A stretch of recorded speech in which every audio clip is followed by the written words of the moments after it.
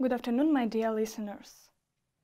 Do you know how many Nobel Prizes have gone to men and women in 120 years?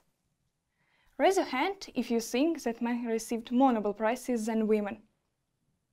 And you will be absolutely right. It's obvious, isn't it? But the question is, how many times more men received these awards than women? Look at the presentation and try to answer this question. Actually, the proportion is shocking. 817 prizes to men and just 47 to women. That means that men received 17 times more Nobel Prizes than women. Can you imagine what would have happened had Einstein been born a woman? We probably wouldn't know who Einstein is today, because the merits of those discoveries would have been taken by a fellow male researcher. This phenomenon, known as the Matilda Effect, in honor of Matilda Jocelyn Gage. She was the first activist who highlights the injustice of systematically ignoring the findings of brilliant women throughout history. Look at the presentation. It works like that.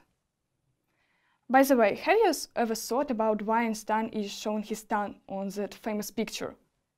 He's actually saying, "Oh, I was born male, so my achievements are in safety." Of course I joke, but the Matilda Effect is of great interest nowadays. The reason is that almost every female can face it.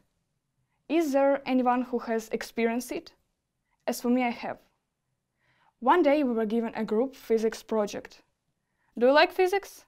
Frankly speaking, I don't, but I'm really into biology, so when I'm talking with my physics friends, it's look like that. However, on that day we were given an interesting topic for investigation: diffusion. If you are not good at physics and have absolutely no idea what diffusion is, just look at the photo and you will get it. Then it turned out that the same topic for investigation were given to two boys from our class. My friend and I did a lot of research and put a lot of effort into it. On the day of our defense, we were sure in our success. Everyone was interested in our investigation, and we were really one of the best. The boys from our class were not so diligent while conducting the research, and as a result, it was obvious who was better. Do you think we deserve to get excellent marks? And do you think we got them? Our physics teacher, who is male by the way, said that girls can't be good at science, and didn't believe that we were the ones who did everything. At that moment I felt something between this and that. Okay, that was a typical physics project, and I'm sure I would feel a lot more offended if, because of gender bias, I didn't get recognition for my important work in science, or if my groundbreaking discoveries were credited to a man. But I guess it's not possible. The man stole achievement, really? In fact, it's not just only possible, it's happened to a lot of women, and in many cases men didn't just steal these ideas. They published them in journals, earned millions from them, and were recognized in retrospect. Knowing it, we should struggle to get the acknowledgement and show that women can also be worth recognition. Today I want to talk about one woman whose groundbreaking discovery was credited to a man. Maitner. She was a student under the legendary physicist Max Planck, and the first German woman to hold a professorship at a German university. As Nazis rose to power, the young Jewish student was forced to flee her home country. She kept in touch with her research partner, Otto Hahn, from her new location in Scandinavia. Hahn and Maitner joined forces to outline the concept of nuclear fission. That was the groundbreaking moment that gave rise to the awesome, destructive capacity of the atomic bomb. Hahn chose to omit his partner's name and was thus the sole recipient of the prize in chemistry. It's a pity, but nothing has changed nowadays. Since childhood, I have been very creative and curious, always trying to come up with something of my own. This childhood dream has spilled over into my passion for science now. The problem was that simply at such time of equality, I heard something like, women are dumber than men, and the professorship of a scientist is not for women.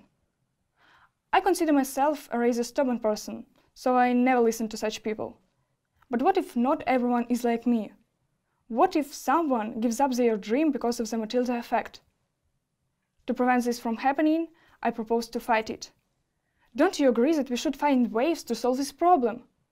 But firstly, Let you take a short test that will show whether you are inclined to discriminate and underestimate women.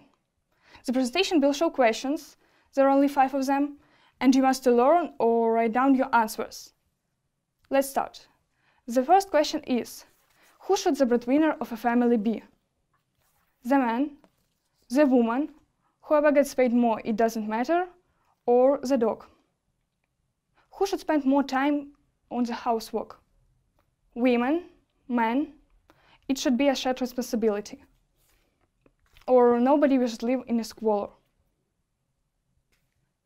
Who should spend more time raising kids?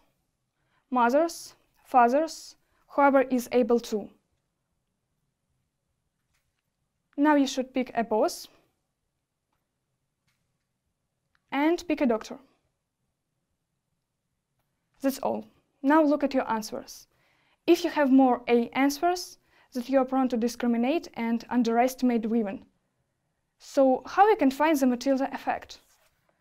As I think, we should work harder to normalize the concept of women scientists and increase the representation of women among practicing scientists.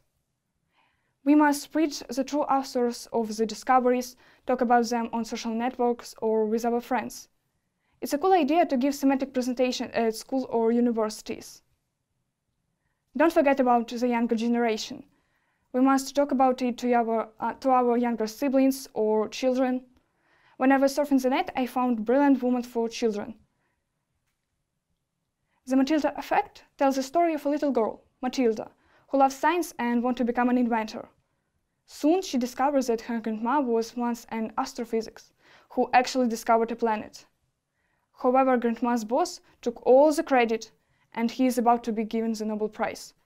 Can Matilda and her grandma stop the ceremony and tell the truth?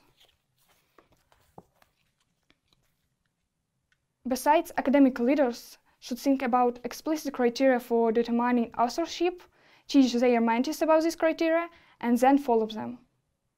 Remember, if you have faced the Matilda effect, you shouldn't be silent or think you deserve such an attitude towards your achievements. Shout to the whole world, but don't be silent. I am sure that the day will come when men and women will have equal opportunities. But it's also true that there is a lot of work left to do to keep scientific advances from being a matter of gender. The world needs to agree that the value of a person's work should have more to do with what it says than who does it. Thanks for your attention. Goodbye.